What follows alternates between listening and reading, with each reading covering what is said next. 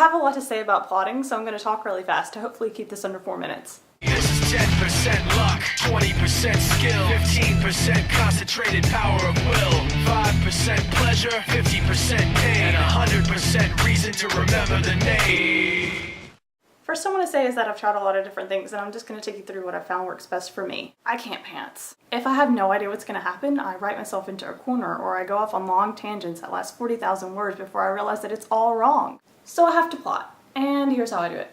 When I first get a brilliant new idea, I don't really know a whole lot about what's going on, but I sit down and type out the first 2,000 or 3,000 words. Because I usually have a good solid idea how I want it to begin, I just don't know everything else yet. Once I get that out of my system, then I sit down and I put on my insane plotting hat. At this point, even if I don't know everything that's going to happen, I have a better idea of the general direction of the story and the characters and an idea of the ending.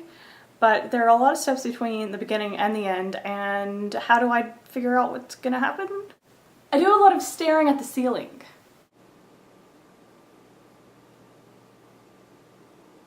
While I'm staring at the ceiling, I daydream the story in my head. It's like a little mini movie in my head, and all these things happen, and I just sort of try to figure out the best way for one to lead to another. I also like to imagine the worst thing possible that could happen to my main character and the domino effect that would happen if this horrible thing actually did occur. Staring at the ceiling and thinking like this gives me a lot of great ideas. Then I just write them all down. If I don't write it down, then I'm just gonna forget it later. At this point, it still doesn't all have to make sense. And it usually doesn't, so I like to brainstorm, usually with Shauna, who is one of my critique partners. She's really awesome, and I like to throw ideas at her because she doesn't mind my crazy rambling. Now I have all of these ideas, and I just need to organize them. I usually organize with a writing program, and I've tried a lot of different ones. Digital post-it notes is really cool. You can make a post-it of all your plot points and then move them around on your screen. Liquid Storybinder has this cool timeline program where you can keep track of all the events happening in sequential order and where all of your characters are when they happen.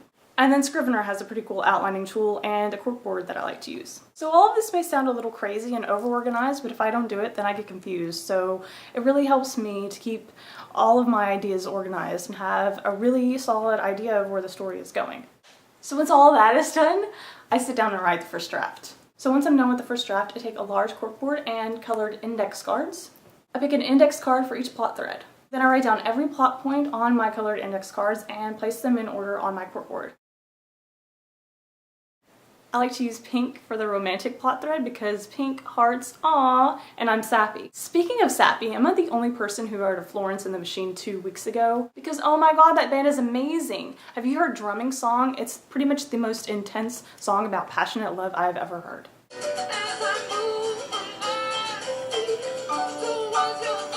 Link in the bottom bar. Okay, back to plotting now. Okay, once the corkboard is done, I stare at it for a while and try to figure out where I can add scenes, delete scenes, move scenes around. With the color cards, you can easily spot where a certain subplot has been left out for a while, or where there's a cluster of too many pink cards, for example. You could also do this in digital post-its, but I find actually physically holding the index cards in my hand helps me think. I learned about this awesome method on Diana Peterfrin's blog. I put a link in the bottom bar if you want to read more about it. She uses different materials than I do, but it's the same approach, and it is awesome, and I am so glad that I learned about it. Then it's time to revise, referring to my corkboard with the scenes in their new order. And that's how I plot.